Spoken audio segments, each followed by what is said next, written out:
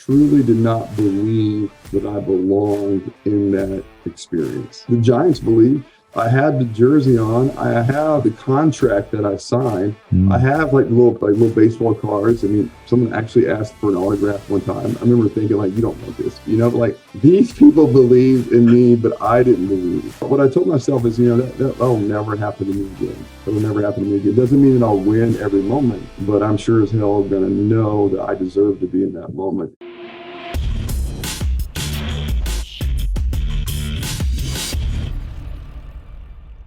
What's going on, everybody? Welcome to the show. I'm your host, Jamie Gruber, and I'm here today with a Gobundance OG, John White. He is an investor, entrepreneur, tax-advantaged insurance, life insurance, and estate planning expert, father, husband, and so many more things. John, man, thanks for being on today.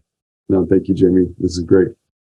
I love it. And if you're watching on YouTube, he's got this incredible office. So there's a prompt. If you're listening, switch over to YouTube so you can see what's going on behind him. But John, let's get a little backstory from you, man. You've been in the tribe a long time, but what's the story? What's your beginnings? Where you're from? Kind of give us the beginnings of John White.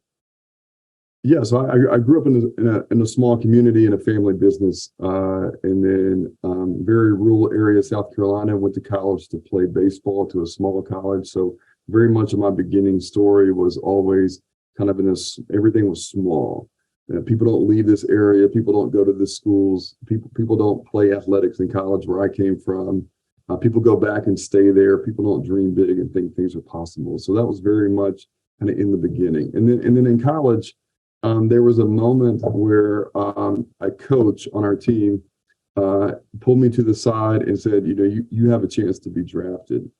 And I had never been told that before. I never thought that before. Like going to college was kind of my major leagues, if you will, related to baseball. And that probably sparked something in me that has affected me ever since.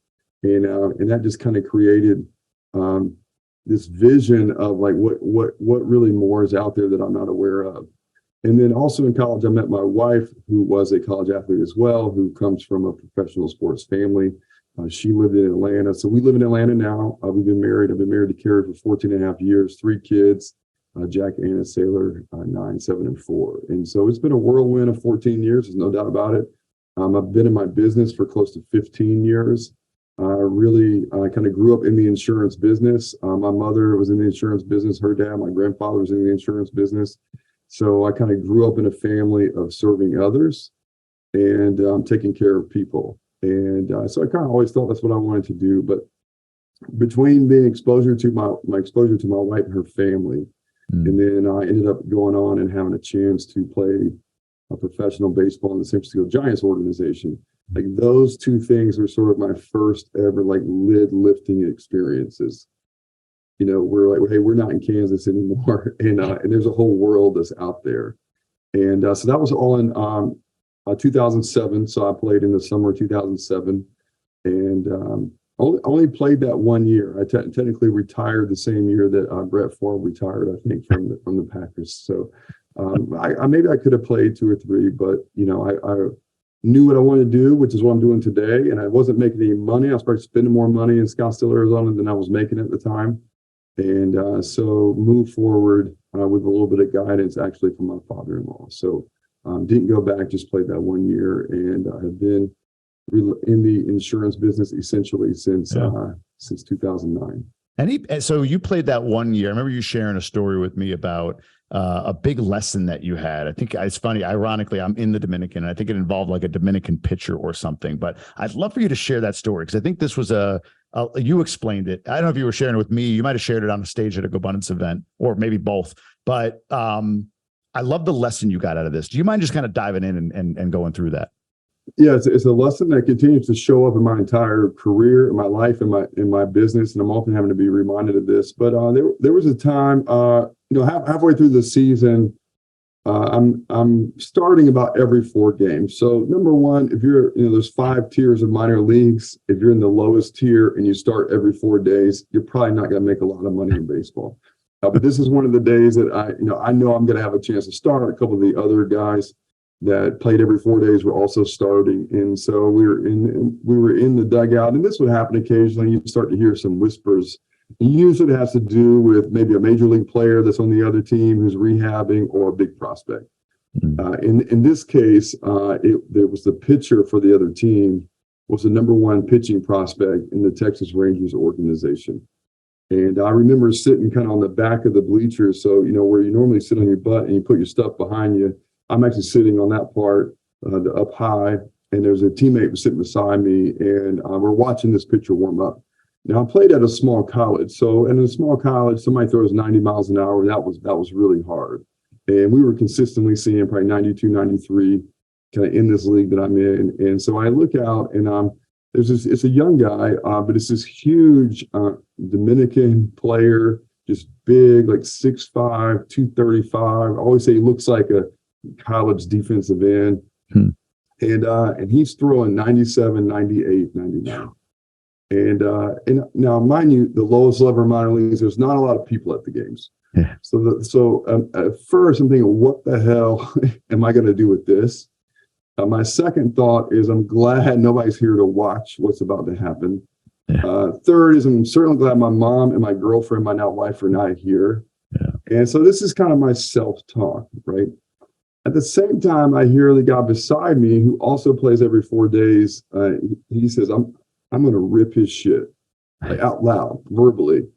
And, I'm thinking, I look at him like, man, like, you don't stand a chance. You know what I mean? Like, I don't say it because he's not a friend. Like, we could be fighting, but that's what I'm thinking. So anyway, so I go up to bat, first inning, first pitch, almost like a little leaguer a little bit, like, I hope this doesn't hit me, and then just like take a hack and take a hack, and turn around, the ball's in the catcher's glove. Catcher's throwing it back. It's like, damn. All right, try again. Hack, swing and miss, hack, swing and miss. Like, glad that's over. I go sit down. And then my teammate actually was batting after me. He goes up and first pitch rips it into the outfield for a base hit. Wow. And I remember thinking, like, I can't believe he just hit that. And so, that was towards the end of our season. And so when I decided not to go back, and I think this is, you often refer to as a genius of yours. I always say it's a genius of mine, but something I do well is a lot of reflection and a lot of learning from lessons. And so I thought to myself, what could I learn from this experience?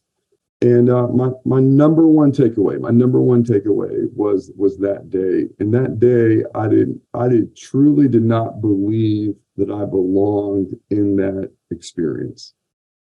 I truly didn't believe that I deserved to be in that batter's box versus that guy that day. That was not in my core. My core was, I'm either happy to be here and I'm a little bit nervous. I probably shouldn't even be here, But when I thought about it even more, it's like, why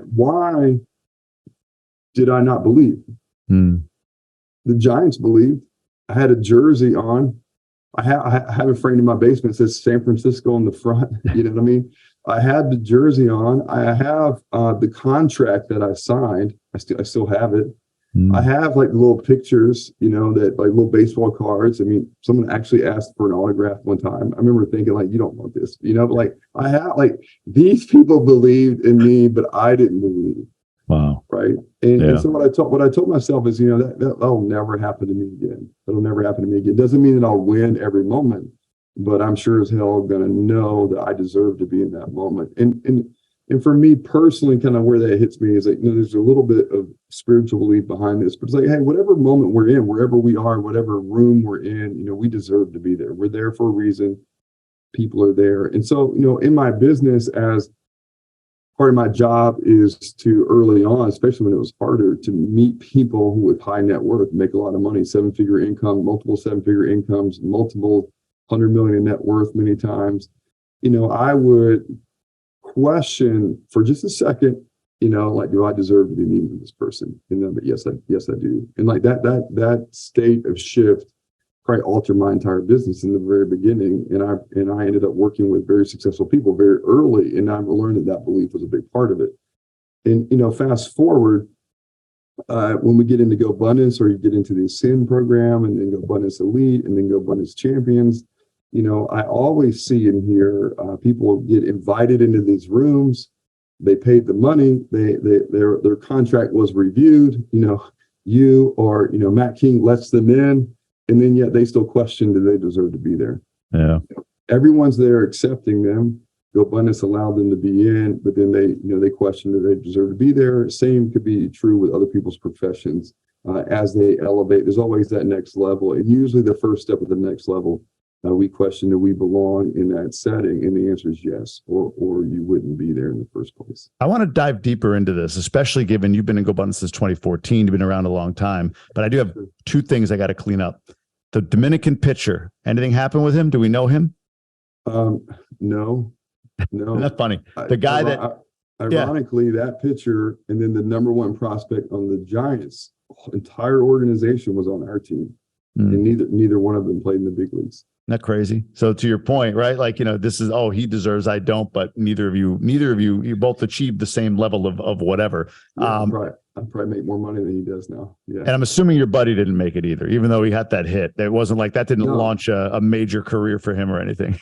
No. He's spent 4 years of like chasing this, and we're Facebook friends, and I see him all the time to think about this story. Yeah. And the last thing I'll say, it's funny, you mentioned about 2007, you retired the same year as Brett Favre. I always say Kobe Bryant and I both graduated and were eligible in 96. He just got drafted earlier. That's all. He got drafted way sooner than I did in 96. Let's go to GoBundance for a minute. I love this point that you're making about I don't know if I deserve to be in that room, if I belong here. I had that experience, to be honest with you, my first 6 months and 3-4 years ago, like, oh my God, I walked in feeling, all right, yeah, hey, I guess I qualify. Like you, I got drafted. I guess I should be here. But then once I enter the room and you hear the stories and you see what's going on, I immediately projected on everybody else my own insecurity. And therefore, I played it really small for a while until I learned, I had an experience getting live with guys. I think that was so essential, getting live with guys and seeing like, these are men, just like I am. The balance sheet doesn't make the man better than, worse than, or whatever. They've got stuff they're dealing with in their relationship as fathers, in their health or whatever. It doesn't matter. We're all just men, right? But for you, did you ever have that? So you had this experience with this pitcher. 2014, you get invited to come to your first GoBundance event. Like you said, yeah, hey, somebody said you belong here. Did you ever have that experience of, no, I don't? Or does it happen still to this day? I could say that very minor thought could creep in just for a second, but it doesn't stay there because of that experience. My first GoBundance meeting in 2014, I was 29 years old. I just had a baby. I'm one of the very few not in real estate, not at Keller Williams at the time. I don't know a lot about cash flowing real estate. I know about reoccurring revenue businesses because I know about the insurance and investment businesses. So I'm very much in philosophy with everybody. But I just stayed genuinely curious, personally as an identity, we're talking about as people, right? I learned early and was around a lot of big time athletes early. Yeah. Like they're people, you know what I mean? I mean, we saw you interview Jesse the other day, like Jesse's got, so he has things going on. He's a person, so I don't feel that way. When I met him, it's like, bro, we're equal. Your wife makes a lot more money than me. You sold some businesses. Sure. But like as people, fathers, like we're dealing with the same shit. Yeah. All day. Yeah. So for the guy entering the room, the guy maybe that's out there right now, that's in GoBundance or that's about to join, or maybe hasn't joined because of that on this part.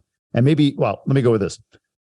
The big fear is, I don't know that I add any value here. Okay, great. All right, I belong because I have the net worth. You say I belong. John White, I believe you, right? But what value can I possibly add? How do you overcome that, or even coach somebody to overcome that?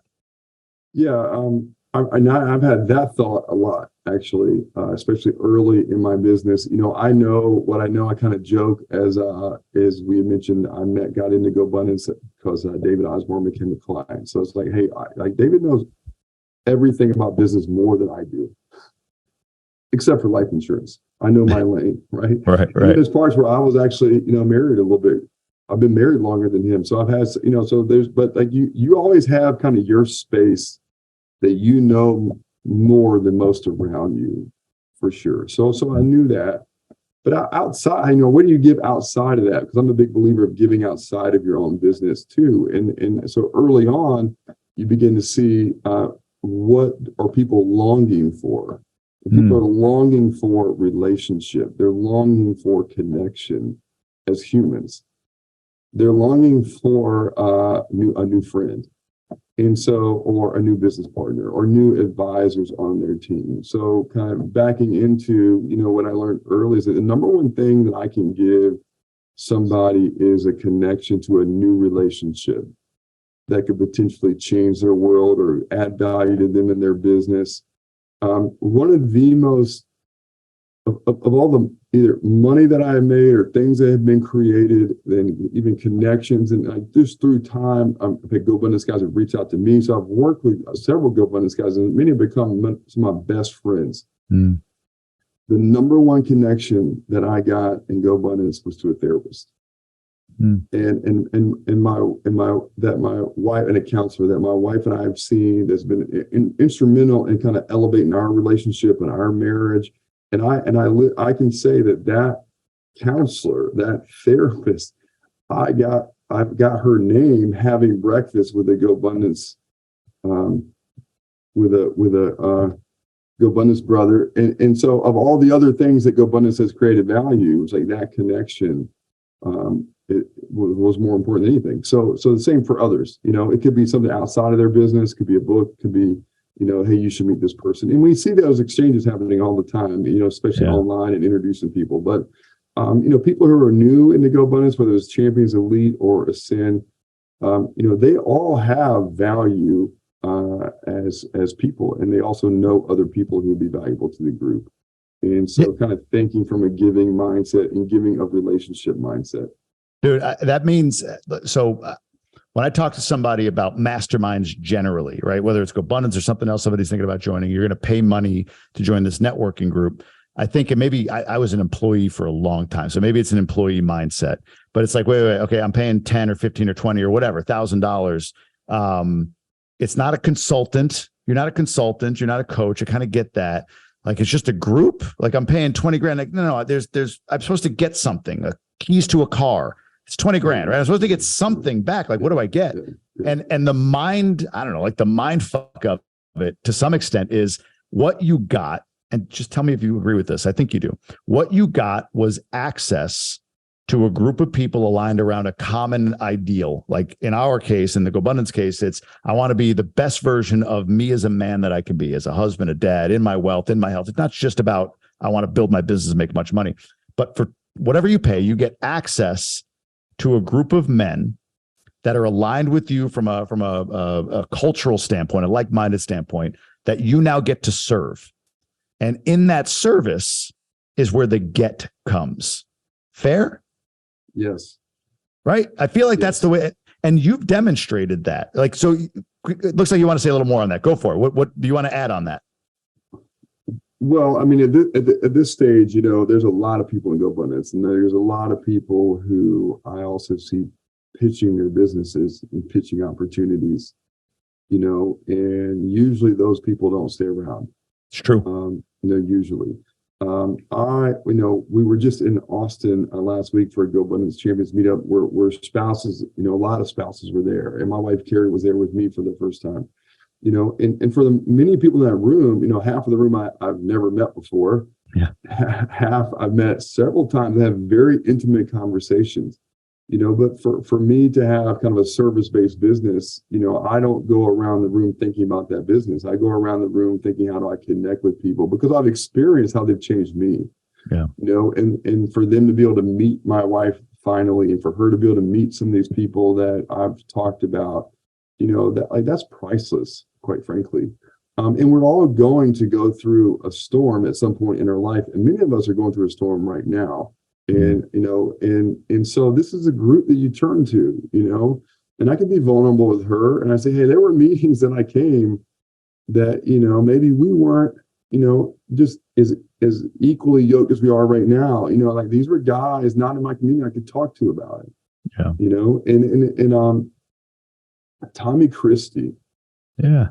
Yesterday sent me a video. I see Tommy maybe twice a year in person. We don't talk a whole lot, just one-on-one like this. Sure. sends me a video. I was like, hey man, I heard that you were in Austin and Carrie was with you, and I was just thinking about you, and you were on my mind this morning. And it's made some other comments, and like, have a great Thursday. And I'm like, here's a guy across the country, and when I see him, we hug. We probably have cried at some point over like a 6-year period, and it's like there's no reason for us to even be associated with each other except to be authentic. Mm. Like there's no bullshit because we don't he didn't live in my neighborhood, Right. Yeah. And then you have a whole group of guys like that where people get real quickly. There's no point in wasting each other's time. People can be vulnerable. And so when I see guys in Gobundance and give hugs, I mean they're real, what I mean? And people and that to me is worth the price every single year. That's not counting, some cost seg idea somebody gets or some tax strategy idea somebody gets, or the fact that if you did this for 10 years, whatever your fees were, you're probably going to make that money in something,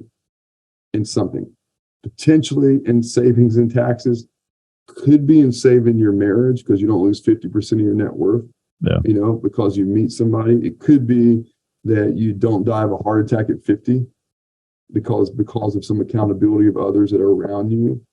So it's very small. I think it's very short-sighted when people kind of question this in like just 12 to 24 months. I mean, you really have to look at it over a scope and kind of be able to look back now where this has been almost, I guess, 8 years worth. It's life-changing. People who are in long enough, they almost everybody would say the same thing. Yeah, no doubt. I'm going on my 5th year soon. I'll be 4 years full in, right? I'm going on my 5th year. And that, no doubt, when I joined, it was like, let me try this for a year and see what I get. Like that was definitely my mindset, no doubt about it. When I talk to people now, I like to, what you just said really resonates. I like to liken this to don't look at Gobundance, and anybody who's in Gobundance or thinking about Gobundance. I mean, don't look at it like something you do, like a program, like a course, right? It's like moving into a neighborhood where all the neighbors are, successful men who are driven to be the best versions of themselves, and understand that there's going to be times where you're at every backyard barbecue and kid play date. That's just life is allowing that.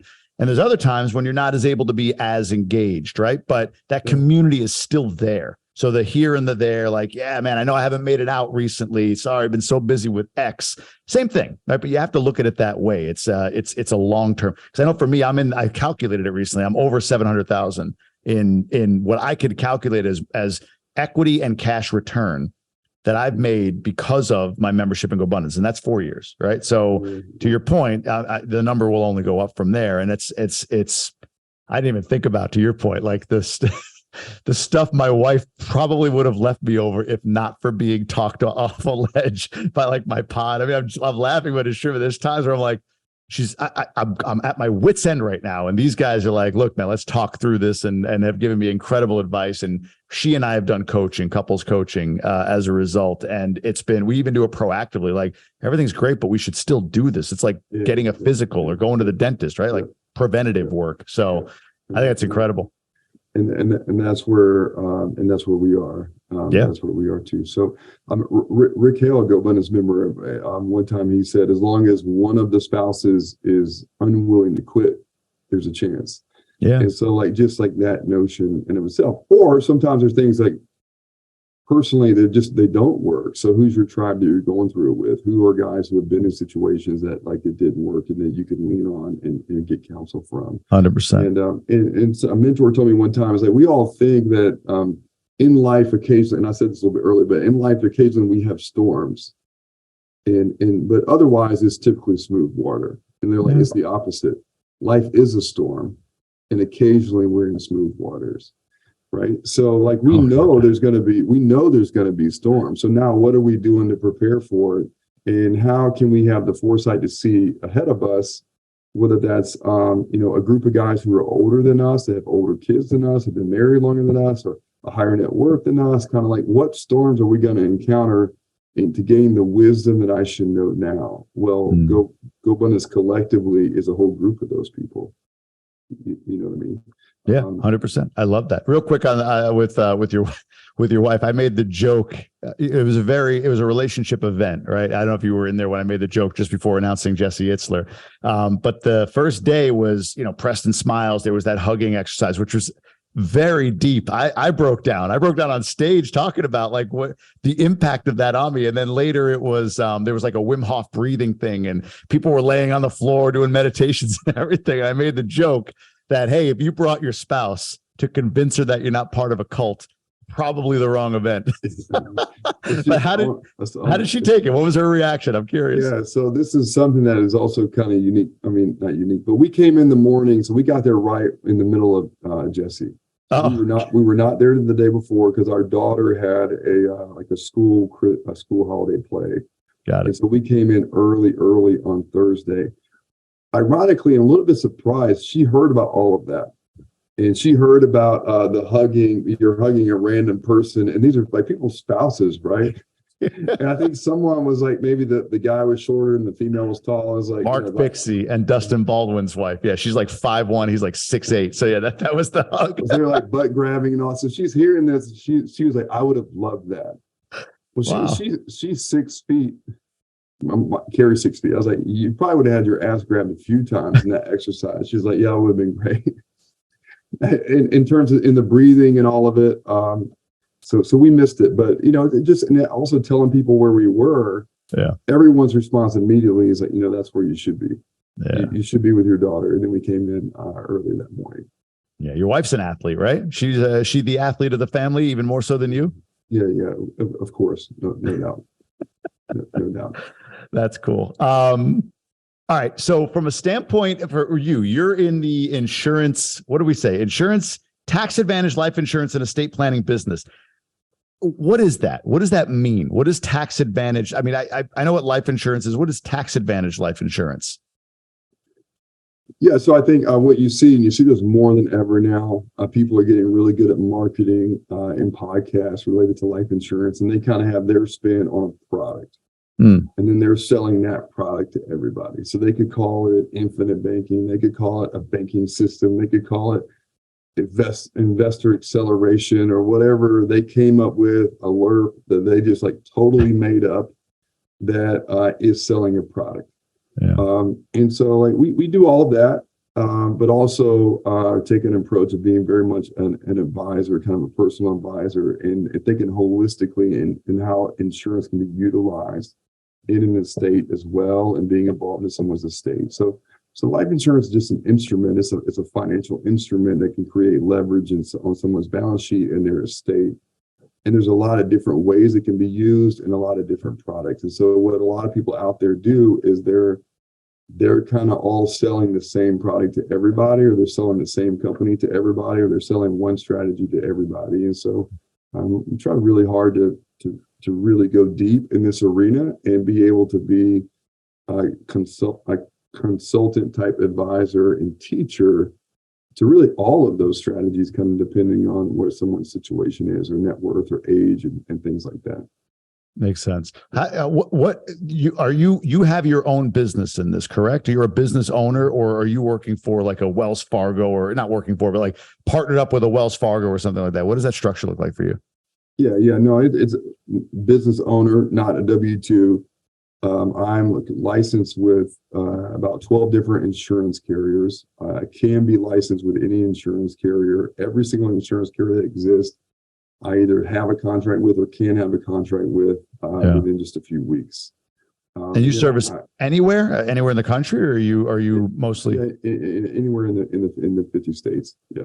Wow. And then I have an employees, a team, a staff. That's all kind of 1099 revenue, and then run the P&L. All right. When you went to that first Gobundance event in 2014, you said you came back wanting to buy 30 houses or rental properties. And I think you made the joke, your wife's like, you don't even know what a rental property is. So I'm curious, like, you've got this business, I know you've done well with it, which you're blessed to have done well with it. What is your investment strategy for yourself right now? Or is it a real estate thing? Are you buying your own stuff? Is it more of a passive strategy? Is it everything? I'm just kind of curious where you because I think one of the things about Gobundance that I love is the concept of horizontal income and growing it. But I think vertical income gets vilified a little bit. right? Like, oh, it's not good to have vertical, but at the same time, we're all purpose driven, right? We're none of us, you're not sitting on, if you're not on, John is in incredible shape. You can tell he's he looks like Captain America, for God's sake. I mean, you can tell he's an athlete, right? So you're not the guy that's going to sit on a beach. You've got drive and ambition. You're young, all of that stuff. So you're vertical, you're still pushing toward. And I always think that's kind of the disconnect. Like, yes, you're passive, but if I gave you $200 million today, after you go travel the world and buy a house for your mom and do all that stuff, if you have any ambition in life, you're going to come back and do something. So this is your something, right? Like you're driving a big vertical, or as much as you possibly can there, right? While serving others in your business. Then what? How do you transition that into your wealth building strategy and or passive income strategy? Yeah, I think as I've met other Gobundance guys, the beauty of Gobundance today compared to then, where 30 of 35 people were killer wheel as real estate agents. Today, there's so much diversity. I met a Gobundance brother yesterday who's a pediatric dentist. Yeah. And he, I was like, man, there's so many different industries represented in Gobundance now, and that's different. And so, my biggest lesson in Gobundance, kind of as it relates to my business, is for everyone to continue to get to know who you are and create your own self-awareness for your own strengths. Most Gobundance guys are like ADD and like running 100 miles an hour and going, especially in real estate. I'm not that way. I actually like sitting on the beach. So, I have to work differently. And that's partly what I think makes me really good in my business that I'm in right now, because I'm not just turning out life insurance policies, putting people through a mill, that they feel like they're a part of, right? So I think in my space that helps me a lot. But I'd be comfortable with that. So it's easy to kind of walk into a Gobundance meeting and say, hey, I'm not wired like everybody else, or I'm not doing what everybody else is doing. And it takes a lot of self-assurance and also kind of finding your lane. And I would say I really have come kind of full circle in that. And kind of coming into Gobundance with connected to David Osborne. He's a client of mine, but he's a mentor to me. And I learned something from him, and I'll touch on that. And I learned something from Tim Rhodes. Okay. And so my first meeting, really learning David's space. So David built up horizontal income along the way, but he really built, his core business, to be solid. And so as he built everything else, he had a really solid core business that was cash flowing. And he was the guy, the leader in that core business, to where like if everything else really didn't work, that core business was rock solid. And he was very intentional and very focused and driven in that space. And so, and then I had a conversation with Tim Rhodes in that same meeting. He's like, why would I buy like a residential rental property where I'm going to make $500 a month when I have the chance to make $1 million plus a year in my own business, and then eventually buy commercial property? And they're telling everyone to get started with residential. And he was like, yeah, if I were you, I'd just get residential and wait till you could do maybe multifamily, commercial, whatever it may be. But the beauty of the residential is a way for everybody to get started, right? So just kind of understanding what's my situation, how do I apply what I'm learning to my situation?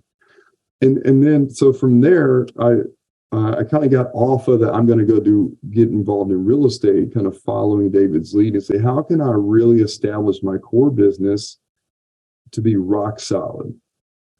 Now, this is at a time that my family is growing. So we're having, one child, 2 children, 3 children. I gave you a story about we moved 3 times in 1 year, so there's also a season for these things. And I think a lot of us can either crash and burn emotionally or personally or financially because we're just trying to take on too much in the wrong season. So identify, hey, there's time to do all these things, but what's my season right now? Because my children's development can't take a back seat to my balance sheet because they're young and they need me. So my season right now, my number one season is my kids. And if I can build along the way and really grow, then I'm going to do that. So I've been really slow in doing anything with real estate for almost 10 years because the other side was that's not my business. So along the way, I'm meeting friends and mentors and partners who I can partner with, and recognizing what does it take for me to be the investor in all of this versus I partner with someone or I'm a passive investor. And people say, well, passive investor return might not be as good. It's like, yeah, but that's not my core business, right? And the beauty is we have a lot of GoBundance guys, that's their core business, and you could be a passive investor for them. So that's just sort of my space. And then really bulletproof in my team and my business. So when I do go make these moves, there's really no one in my family or our lifestyle or my core business is not at risk. And so last year, bought a commercial property with a partner. So we've kind of gotten into commercial real estate some while minimizing the risk and learning along the way. But I was very patient in doing it because you're also looking at the market. And my belief was at some point the market will shift. And what I learned from Dave is I want to be the person with the most cash when the market shifts. But that takes discipline and due diligence to build up those cash reserves while establishing everything, while everyone else is out there doing a lot of really cool shit that I'm having to say no to. And I've seen other GoBundance guys too want to get into many different verticals or many different businesses. And my good friend Wally, we were at a meeting one time. Wally Ellebar said, "Well, Wally, what if you just made $10 million doing mortgage? You'd be okay." Yeah. And you buy a lot of other units, invest in a lot of other units along the way. And that was a time where he was doing a lot of multiple businesses and being stretched thin. And that's the end of that. That's what he did. And now he's exploded. And I think Wally Ellebar has one of the coolest stories in all of GoBundance. It does.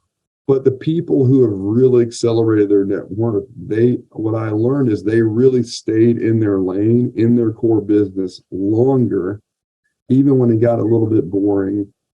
To continue to really accelerate that vertical income to be able to make bigger ticket investments. And that's been my approach. So I hope I'm answering your question. But 100%, man. The other part is what I realized that the bigger the check you can write, the bigger your partners are. Oh. And so I kind of look at it as like, well, I could do a $50,000 deal and I could partner with my local real estate agent on a flip. Or I could write a $100,000 check and I kind of get a different level partner. Well, if you ask David or you talk to others, it's like, hey, what kind, minimum level investment, 250,000 or 500,000. Maybe if you could write $1 million check, you're partnering with a billionaire. Potentially minimizing risk, increasing return because you can just write a bigger check. And so for those that have opportunity for bigger vertical incomes is having confidence and staying patient, minimizing risk with knowledge and expertise and relationships. And then when you go in, you're going slower, but then you're writing a bigger check when you go. Are you naturally inclined to have that sense of delayed gratification?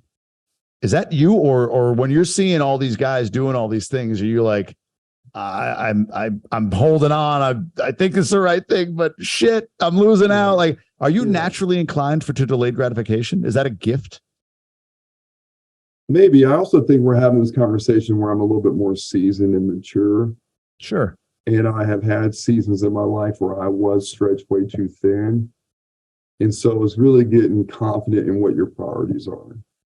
I can't have delayed gratification with my children because they're only going to be 9, 7, and 4 for 1 year. True. Yeah. But I can have delayed gratification for money, for owning a jet one day. I don't need that now, but my children are going to change. My wife and I are going to be in the season again. And just really realizing that's important. I also think being in my business, and there was a client who was a GoBundance champion and who passed away unexpectedly, and having some other clients who were who I met and went through the process with, and just seeing, life can happen. And so I always kind of ask myself, if I walked into a doctor's office today, Jamie, you're my doctor, and you said, hey, John, I got some bad news, man, you got stage 4 cancer. And you probably have 12 months. And I go back to my house and I tell Carrie, what would I care about for the next 12 months? I'd want to do some really cool stuff. I might want to go take down one last deal, maybe, but I kind of asked myself, I was like, all right, well, what would my answer be in that situation? I probably should be living that way every day. And I think that has kind of put some things in perspective for me, because I've had friends and clients that was said to them by their doctor. Yeah. And so I think that puts some things in perspective. One other thing, a story that Wally Walton shares, he challenged me once on, like the real estate profile. And again, everybody's different. So if this is your profile, I say go find a mentor that's their profile and follow. But he was like, just take shots, learn lessons along the way, take shots, and you got to take action. And we come to Gobundance, like take action. And so he's like challenging me. He's like, John, you need to take more action, take more shots. Yeah. And I was like, well, I understand what you're saying, but I do take shots. I do have courageous action. But my goal is when I shoot that dart, that I want to hit bullseye every single time. Mm. And so there's kind of a balance between like paralysis by analysis and still taking action.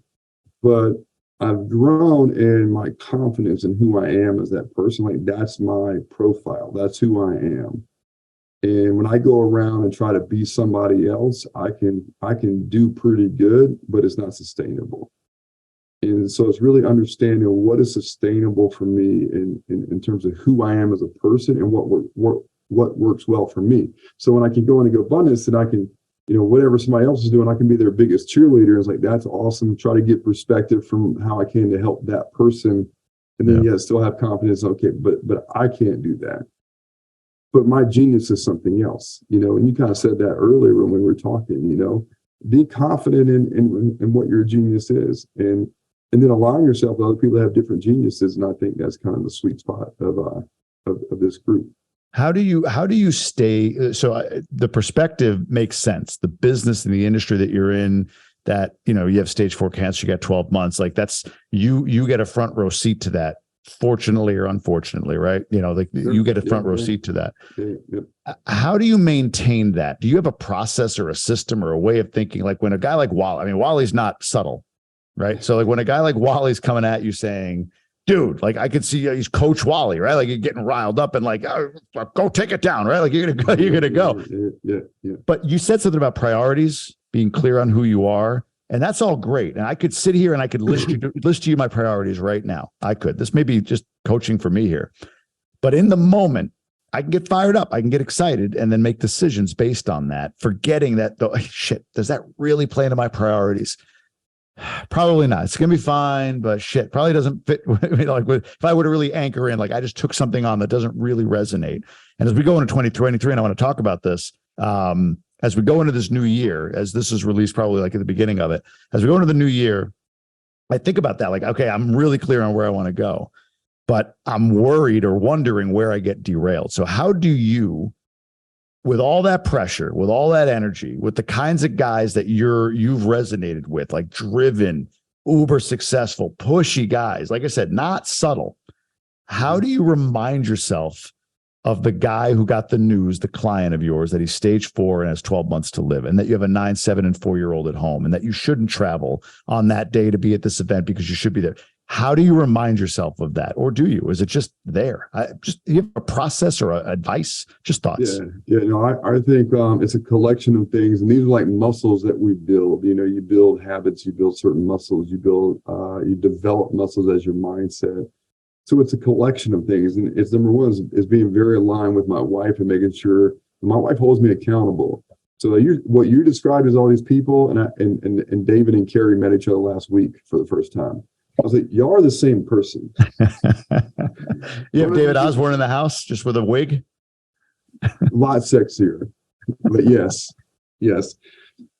But she holds me accountable. I didn't marry a pushover. So she would say, that's really about you. That's really about your ego, and be a massive supporter. You can do this. You're already enough. You don't need all of that to be worthy to us.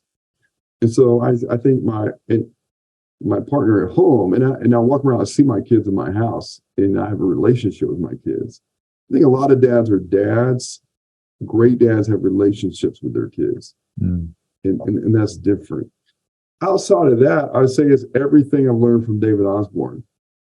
It's written goals, daily, reviewing in the morning, being grounded, being spiritually grounded, being grounded in my identity, starting my day with reading, starting the day with gratitude, starting the day of what I want to do today, and kind of having that written out in the magical handwritten notebook, just like David. And I learned a lot of that from him, kind of tying in the book, The One Thing, and there's a book called The 12-Week Year. So those two books plus David Osborne was a foundation of my goal setting and intentionality. And then I think then you have to have groups of accountability. So which is the beauty of the Go Pod. Or, and I kind of have the Go Pod in different areas of my life. So I met with 3 guys this morning at 6 a.m. in the morning, and it's very much a personal, kind of spiritual and personal meeting. And then, then you have your business Go Pods, and then you have your accountability to just actions group, and sharing with people hey, this is well, you just kind of said it, I'm capable of doing this, but this is what I really want to do, or this is who I really want to be. So I'm giving you permission to call me out. And I think I have a reputation in kind of my circles here locally, at least, of being very disciplined. I'm the most undisciplined person I know. And you can ask my wife and kids. But I do set up a lot of guardrails. And I do set up a lot of non-negotiables to hold me accountable as I continue to fail in decisions, and the things that I do. Sure. Yeah. But I think we either surround ourselves sometimes with either people that we don't want to listen, we're not going to listen to them, or we don't have that accountability group, or we just don't know where the hell we're going, or what we're doing. And you do have to take shots, and you don't hit bullseye every time. And I can list through all the failures that I've had and investments in something where I lost money and things so we still have to do these things and fail and learn and reflect. So I would say clarity, therapist, intentional written goals, daily review, and then accountability partners. All of that collectively is at least the best chance. And then we're still going to miss. It's a great formula. It's a great formula, though. I like that. Talk about 2023 for you. I don't know if you've sat down and already planned this. We're about midway through the month of December as we record this. But when you go into a new year, I mean, there's always the New Year's resolutions and all that. But you're an accomplished guy. You've got successes across all these different pillars because of that system that you just gave us, right? All the way down through accountability. How do you look at 2023 or a new year in general, if you want to go that way? But is there something you want to achieve this year? Is there something you want to be sure you're clear on this year? Just kind of curious about that. Yeah, I would say 2017 was the first year that I really hit an income number that I was I can never make any more money than this and be fine. So we found, I still need to make money. I'm not, that's not covered by passive income, but lifestyle, I kind of drew a level of goalposts and not keep moving the goalpost at least. Yeah. And then, kind of you will add on to that. There's no doubt. So 6 years later, I'm as much focused on growing in my relationships with the people in my house and those experiences and investing in those people. If all the leadership I've learned, what if I put that in intentionality I've learned, but my wife was my biggest client? What would our relationship look like? And I treat it, and I put that leadership into my children. So, and then really recognizing as I grow, this is different for everybody, at least, but as I grow spiritually, I'm becoming more foundational into these things that we're discussing, and I'm becoming less stressed and more at peace and more just on the journey, which is very counter Gobundance early on. Yeah. I told Matt King, I was I think where I am today, if I would have said this in 2015, they might have kicked me out of Gobundance. Man, I'm good. You know what I mean? No, you got to be growing. You got to be doing this. It's no, we'll be worth 50 million. We'll be worth 100 million. And whatever we are, I'm kind of putting limitations on actually, really putting it down. So this year is really continuing to grow active income and passive income while working less. So what metrics can allow me to do that? And then while I'm working less, who are the people that I want to be invested in? And then what does that look like? What does a win with my wife look like? What does a win with my kids look like at the end of the year? Yeah. What does a win, me and kind of wisdom personally and spiritually look like? And then obviously the financial, we always go to the financial numbers first, and that part's easy. And I'll kind of finish. I'm assuming we're probably wrapping up here soon. So you're good. Keep going. Yep. Last year was the first year I ever wrote down a giving goal as my number one goal. And I would say I had the most transformative year personally in 2022 of any year. Why? I just think because it took my heart to a different place. It took my I have enough to a different place. And ironically, as I wrote a quarterly goal of how much money I wanted to give, I had no idea where I was going to give it. And it was a number that really made me think, how is this even possible? And me still be like comfortable with it. But as I started looking for places to give, like a little GoFundMe account pops up here, Gobundance neighbor house burned down, someone I've never met. It's like $5,000. Or, someone else, a young family's spouse got cancer, and gave some there. My business just continued to explode in a way that was very kind of odd, I would think. But it just, as I went through like the storms of the year, it just felt like it was in a different place. So I think that was, we talk about being givers in GoBundance. You know what I mean? Like we talk about genuine contribution. There's a lot of different ways to do that. There's time, leadership, and money. But I never really made financial giving a priority. And I would say that was a big moment for me this year. It was just sort of that experience. Carrying a little bit extra cash with me. So the GoBundance champions, things like who carries a money clip? Who carries cash? And I raised my hand, I do. My goal is to give away all the cash I carry. Not all at one time, but, could be someone at a hotel, could be someone standing outside of Target. It could be, but most of the cash that I carry, I'm going to deduct everything I spend, but most of the cash I carry, my goal is to give it away. And I got that from a mentor. He would take $2,000 on a vacation with him, and the goal was to come back with none of it, and had given it all away to just people that he sees out and about. Wow. And it created a real heart of generosity. So I really started practicing that last year. I would say that was a pretty big game changer for me. How are you? At what point does somebody have the right to even think about the work less part? In other words, you're doing it now over the last couple of years. You're trying to figure out, okay, how do I continue to build experiences while working less? Somebody listening to this, I know if you're just starting or launching a business, there's obviously going to be some time in that, but is it a minimum income level? Is it a minimum team size? Is it a minimum amount of hours on task before you have the right? Or is it something that people should be working on right away? Like, when did you decide it was time to work on working less and being present more with family and other priorities? For me, it was really forced probably when my son was about 5 years old, and kind of really realizing that I had missed a good bit of time with him. This is your 9-year-old, your son, your oldest. Yeah. Got it. And almost didn't even remember a lot of it. So my wife would say things like, "Hey, you remember when Jack would do this?" It's like, "No, you were there, but I don't remember," because my mind was thinking about the business. And I just told myself, I don't want that to ever happen again. And I still don't remember a lot. That's just kind of how we're all wired, right?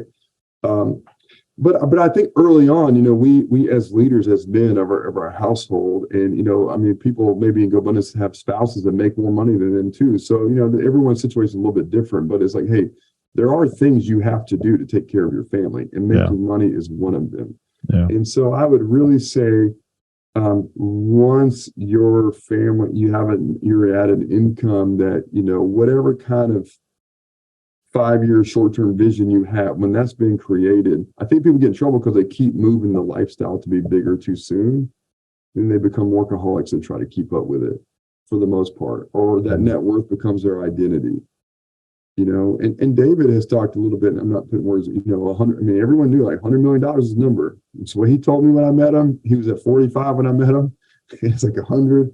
And now I can sit with him, just a couple of months ago, I was like, "How do you feel?" And he was like, "It really doesn't matter. It's like, I got a nicer plane, but like I have that kind of mentor sharing into me, and he's like, "How much are you making?" He's like, "Oh, that's enough." Like focus on your kids. So, Yeah. but I think we just have to get clear on what do we want our lifestyle to be, and at what level of business are we really comfortable. And then, what are just our opportunities? If we're not allowed more hours, what other levels do we need to pull? And levers do we need to Levers. pull? Yep. Yep. And most of us have that, right? Whether it's bigger deals, it's investing in our team, create more margin of time. Most of us have that. So just making sure we're not in the rat race. I think David calls it your air game and your ground game. We're always in the ground game so much that we never step back up to look at it from the air game perspective. Yeah. And that's what that daily, weekly, and kind of 12-week year reflection can help us with. And I don't know, I'll just throw this out there. I don't know if there's a question or just a statement, or you can just react as you hear things, but I think about 2023 for me. We were talking, I've so similar. I'm a little later in life than you. I've kind of had these realizations or whatever after leaving a W-2 job. But yeah, passive. Everything's got to be passive income and try to figure out a way to build horizontal income. So grind. And I find myself doing a lot of things. I find myself, okay, well, yeah, I do this, and yeah, I also do this, and also do this. And it's funny how people call that killing it. Oh, you're killing it. It's like, well, I'm killing me. So I guess I'm killing it in some ways. Yeah. But 2023, like I've come to accept, I've a lot of work with my pod on this, that my best and highest use isn't, we talked about this summer collapse potentially coming, this text I got with interesting information about, Freddie and Fannie loans and all that. And I'm like, man, that's interesting. I would never, ever come up with that. It's not interesting enough to me to sit there and be that guy. So I'm not that guy. I'm not that real estate guy. I love what real estate does. I love the outcome. I love the output. I love the tax advantage. All that's great. But at the end of the day, what I love is being on stage. I love what I did with Jesse Itzler. I love what I did with Exhibit a few months ago. You were all into Exhibit. That was funny. You're a big Exhibit fan. I know all about it. He was amazing. I love getting on stage speaking. I love doing this podcasting. My gift is in communication. My area of genius is around communication. And when it comes to these sorts of things, interviewing people or whatever, man, I go deep on it. So 2023 for me is daring to go all in on that, almost like daring to get in flow and pushing the rest to the side. And part of that to me means I've got to position myself where somebody told me this. They're like, you leave a lot of transactional value on the table because you're negotiating your own terms. Like somebody else needs to do that because you're just too nice a guy. I'm like, oh shit, that's true. That's true. So allowing others that want to, my wife being one of them, support me. I have an operator that works with me and he wants a bigger role, and like allowing some of that and putting myself in a place where I'm all in on what I think I'm great at, giving myself the year to really be in that space, let others take care of the things that I'm not great at, which is most everything else. And daring to get in that flow state. When I think about, working less or whatever, doing less, the air game versus the ground game, that's how I'm interpreting it. I don't know how that lands with you, if that makes sense, or if that's like, I think you got to think another level on this. Yeah, no, it's what can I do that no one else can do? Yeah. What is my gift that I can do that no one else can do? And then of course you can hire everything else. But then there's a sequence and timing to all of that, So in the financial industry, I think in kind of residential real estate, you hear this too. Someone's first question is like, how big is your team? I have 20 people working for me. It's like, okay, but are you broke? Because I'm focused on profit. So, right. I was like, but so it's kind of getting clear on when you make these decisions, and that's where counseling, counsel from your brothers can help. But the more you can do of your one gift, likely the bigger opportunities are going to be presented to you. And Osborne's gift, in my opinion, early on was accountability. But I mean, his vision, his ability to negotiate partnerships. I mean, like he's like no one I've ever met. Yeah.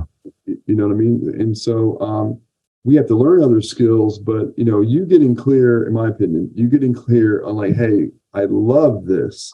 Another mentor describes like, do you get energy from it? Do more of that. Now, Makes sense. We have to figure out how do we make money doing things that give us energy, right? But we also have to be self-assured in what gives us energy. And if that's not the same as everyone else around us, then that's okay, because we're just different, or you're just different, Yeah. And we can, with some clients, and especially guys in GoBundance, like especially when they come into GoBundance, and it's like, hey, everybody's doing multifamily, everybody's doing this, I need to go get into this. I mean, God forbid people, crypto, and like in a way they didn't know. It's kind of the same thing. It's like, what the hell do you know about that? You can make $1 million in this lane. Be careful chasing everybody else. So it's kind of the gift, and it's certainly not a curse of GoBundance, but you have to kind of guard yourself. Like, there's a lot of people making money a lot of different ways. Yeah. Almost all of it is good. That doesn't mean all of it's meant for you or for me. And sort of what is that genius? And I think that's what you're coming across. And I'm assuming it's affecting every other area of your life, when most of your work is in what gives you energy. 100%. It's so funny yes. In fact, I wrote my newsletter on this. I called it like redlining. And it's funny, my pod corrected me on this and they were right. So I called it redlining. Like, I'm like, man, I feel like I go 120 in a car that can go 180. Right. And then I dial it back, because this car over here on my business, on what my genius, whatever, on what I'm trying to build from a financial and business standpoint. Well, I dial it back because my family's in this car. So let me dial that up 120, although it can go 180. But my health, I got to make sure, so you kind of like you run up the speedometer, then you dial it back to make sure everything stays in balance. When in reality, what I wonder is, if I dial this up to 180, my gift, my thing, if I really get really focused and singularly focused and get past that point of, well, I pushed hard enough, not push, but I'm enough in my lane here at 120.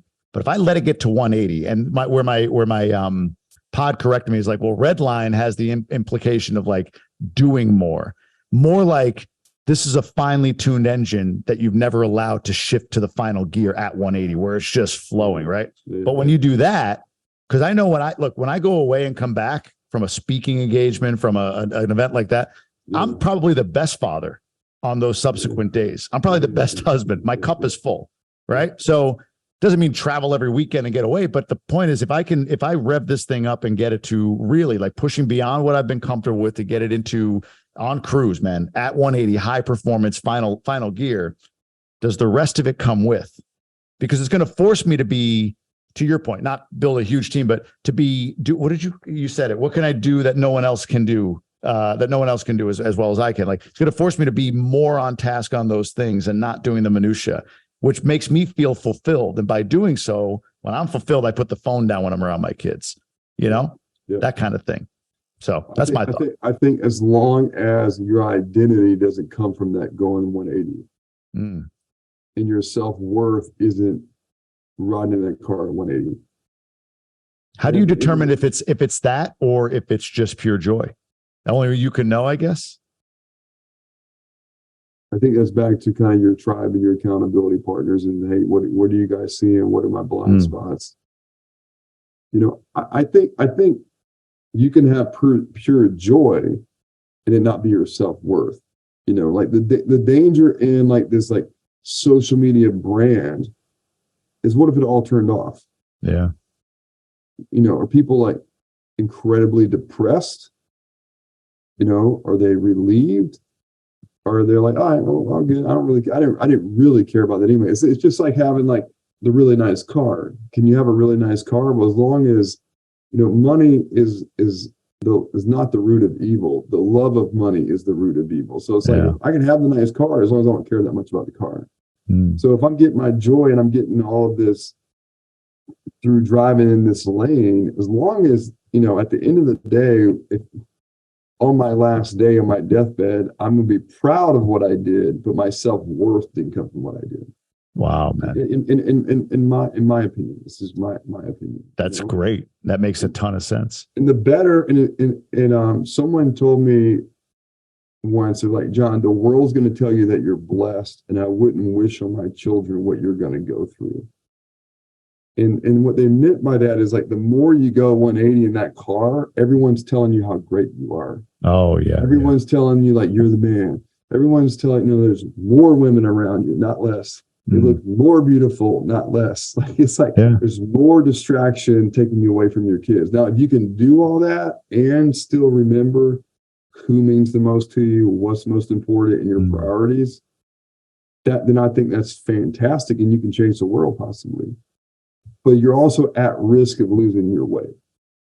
You're greater at risk, I think, in some cases. Riding that edge, right? That's right. So, when I think, I feel like I'm mentioning Osborne a lot, but like when he gets past that point and he's like, it really doesn't matter anymore. Like, does he stop making less money? Like, no, he makes more money. Right. Like, why? Probably because you don't care that much about it. Yeah. Right. When all of a sudden I'm like, hey, if I were to build my business and I'm looking at how can I give away versus take, all of a sudden my business keeps growing even more. And so I think kind of the flow, part of the flow in the nirvana in the sweet spot is you are getting your joy, you're in your fulfillment, you're in your greatest gifts, you're getting great energy, and it's not where you find your self-worth. And it's not why your spouse loves you. It's not why your kids love you. If you can kind of balance all that, like that's operating in excellence, in my opinion, in all the pillars. But there are greater risks when you go there. Yeah. And I think we are all wired that we're here to do great things, while on earth. So we want, I think we're called to go there in many ways, like you can have a great impact on what you're doing. So just understanding what are my risks and then my accountability partners around me to make sure that, I'm still keeping the main thing when it comes to me as a person. Man, you ever think about coaching? I love that part. I love that teaching and development more than my own business. Yeah. But my own business affords me opportunities to hopefully have conversations and all of this way. And I always say, like, what I'm sharing is what I'm telling myself and reminding myself. And, there's being afraid to go 180 and then saying, okay, now I've minimized my risk. I'm going to go 180. Go after the big deal. But a lot of us forget to minimize our risk first, build the foundation first. Now, whenever we hit that big goal, it's gonna hold. Versus eventually crumble, which is what we see or may see in 6 to 12 months a lot. Spoken like a great coach and a guy in the insurance industry. So I can share, when I started in my business, I was afraid of being like the life insurance guy. Like my wife felt like nobody would ever want to hang out with us anymore. I didn't know that until like they still did, but part of it is like people say, the joke is like, you're on an airplane and you don't want people to talk to you, you tell them that you sell life insurance. And that's smart. Yeah. But part of it is just owning what you do. Now people ask what I do. I was like, I sell life insurance to rich people. Like just owning it. And that's part of my own growth in my own business, and we all go through that. That's part of why I share it. Like we all go through that in different layers at different times. I love that, man. I get that insecurity a little bit about, what do you do? And I default to real estate because it's the most explainable or socially acceptable. Because I syndicate real estate, real estate syndicator, right? Like that's what I default to. But what I don't get into is, I'm a course creator or a speaker or anything like that, because it's like, okay, who the hell are you? I've never heard, like that whole thing. I don't want to be that guy, right? Like I don't want to be that guy. But I like what you said, because I think, you're stating your sort of like your purpose in what you do as opposed to the job that you do or the job that, like the work that you do. Right. So I sell life insurance to rich people. Like there's some purpose in that, right? I'm helping people preserve wealth through life insurance products, tax advantages, all of that stuff. I'm going to take that. I'm going to steal. Not that. I'm not going to say that, but I'm going to. And most people think rich people don't need life insurance. So it kind of like, well, that's kind of counterintuitive to what I thought. Yeah. That's a good point. It's a good point. Let's wrap this with the Gobundance card game question that I want you to drop where people can learn more about you and what you do. So what is the biggest lie that you've ever told? Oh, geez, man. I never tell guests, while you're thinking about that, just for those listening, I never tell guests the question. Some people think like it's teed up, like never. I refuse to. So no one knows this question before I ask it. So this is a tough one. Biggest lie you've ever told? Maybe get your wife. It'd be interesting what she says. So, fortunately, I have not been in a position of any kind of marital, lie. Yeah. I think probably what I've really learned from Carrie recently is I grew up in a family, like literally told you, like, hey, a little white lie never hurt. Mm. And where kind of I've grown to the last couple of years, and I think this is helping me in my business too, is it's like just tell the truth in the details too. So like, is there some big lie? I don't know that I can really think of one, but is there like a little, like all these like little subtle, like not all of the truths? There's probably thousands of those. Mm. And that's even in my family. It's in my story. I mentioned a lot of counseling through this, so, Yeah. But what I've learned from her she's an Enneagram 8. And I think it's helping me in my business too. It's just, hey, here's the detail, here's the truth, and just own it. Mm. So I would say my biggest lie is probably a collection of like little bitty, not full truths. Mm. And I feel like that's a pretty weak answer. That's a good one. I don't know that I have. Yeah, I think I'm in the same boat. I had a lot of tutors do my homework in school at one point, so. I did cheat on a couple of tests in high school. There's a skill of finding the girl to do your homework for you that serves you well in business. Doesn't hurt to be 6'2" and built like a rock like you are. So that in business, I think David always says like, hey, find the who to solve your problem. So I'm like, all right, who's going to do this homework for me? Yeah. I'm not the guy that could have gotten the girls to do that. Maybe I could pay people. That was what I could do. But you could, in who you are now, you'd like, I have a podcast. Good point. That's a good point. I love it, man. Where can people learn more about John White and all that you do, my friend? Where do you want to direct them? Website, social media handle, whatever it might be. Yeah. So I have an Instagram _John M White, but my email is john.m.white@nm.com. So nancymary.com. Like NewMexico.com, like NM, yeah. New Mexico. You got that? Like New Mexico didn't already have that? No, it's from Northwestern Mutual's a broker dealer. So got it. That comes from. I was like, how the hell did you get NM? That seems like that's incredible. You should try selling that. You may make a ton of money on the URL. That's awesome, brother. This is amazing. It was awesome seeing you last week, and I don't know. We've had a couple of conversations, and just I knew we'd go deep, but some of the stuff that you went through, especially at the end, I got to go back and listen to again because you opened my mind on some things. So I appreciate you pouring into this show, this podcast, and being available to me on this. So thank you. I appreciate you. I think my reflection on all of this is that it's a journey, and we're going to fail a lot, and not to beat ourselves up so much while we fail. We just keep pushing forward. Amen. And what better to do that with a group of guys like we have at Gobundance. 100%, man. Appreciate you. I'll see you soon. All right, my man. Thank you.